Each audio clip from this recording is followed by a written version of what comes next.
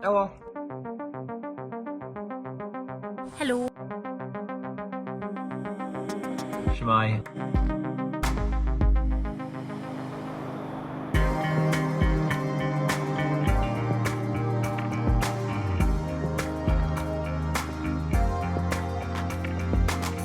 Dwi newydd gyrraedd yn ôl o Mrasil ar ôl 2 wythnos o wyliau, a mae rai fi ddweud o'n i lwcus iawn i osgoi'r sefyllfa coronavirus yn y wlad tra ni yno. Dwi'n stuck mewn self-quarantine yn LA. Mae Uganda yn rhydd o coronavirus, ond mae yna newidiadau mawr wedi digwydd yn y deuddeg diwetha. Mae yna just dros 500 cases o coronavirus yn Awstralia, a rhan fe o hynna fewn y Queensland, New South Wales, Victoria ardaloedd, ag 7 marwolaeth oherwydd coronavirus. Mae bob dim fel sports wedi cael ei stopio. Snam NBL, snam baseball, snam MLS. Dwi'n gwybod bod y sefyllfa wedi datblygu. Dwi wedi cael neges gen ffrind. Mae ardal hi Santa Catarina i gyd ar lockdown. Mae'r trafnidiaeth cyhoeddus wedi stopio. Mae nhw wedi cau yr siopau i gyd. A dwi'n gwybod bod yr ysgolion a'r prifysgolion yn Rio a Sao Paulo wedi cau.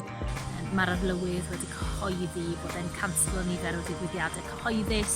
Mae rhywun yn sefyll wrth bob drws lle cyhoeddus i chwistrechu chi, eich dwylo chi a antibacterial yn bob un lle bwyta, bob un lle aros, hefyd wrth bob twll yn y wal.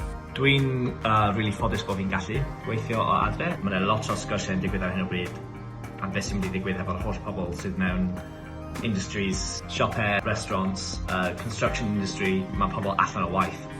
Mae fe braidd yn rhwystredig oherwydd dyn ni ddim wedi cael unrhyw gyrllawiau clir oddi wrth San Steffan, ond dyn ni wedi penderfynu hedfan nôl.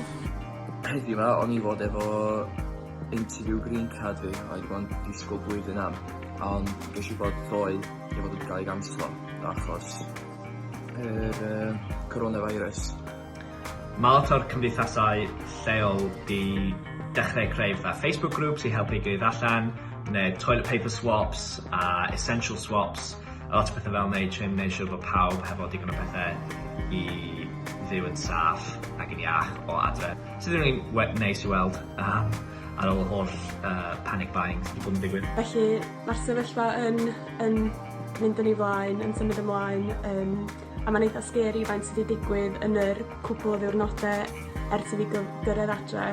Diolch i ddim yn beth yn cael ei roed yn lle i helpu pobl fel fi yn y sefyllfa yma yn stuck yn y wlad i allu cario ymlaen ag eich mynd adra drwy heb rhisgu. Dyn ni wedi cysylltu gyda'n cwmni hedfan, ond yn anffodus mae flights nhw i gyd wythnos yma yn llawn. Nhw hefyd dweud bod nhw'n credu bod nhw'n mynd i gau erbyn y penwythnos.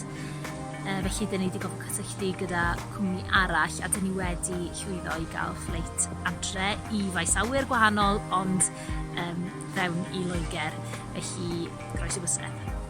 Dwi'n meddwl bod nhw'n defnyddio Ewrop fel esiampl a rheswm i weithredu rwan yn lle gadlu'r hwyr.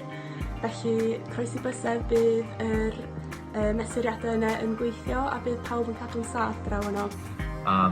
Dwi'n siŵr bod chi wedi gweld ar y newyddion yr holl pobl sydd wedi mynd yn crazy oherwydd papur toiled lawr yn Awstralia, ond mae'r supermarkets mae'n eitha anhygoel actually i weld faint mor wag ydyn nhw. A da ni wedi creu shortages oherwydd bod pobl wedi bod yn panic buying o peth i ddeg gwir. Ond iawn, dan gweithio nhw i gyd, sy'n papur cachyn yn lle, neithio. So, ie. Na ni.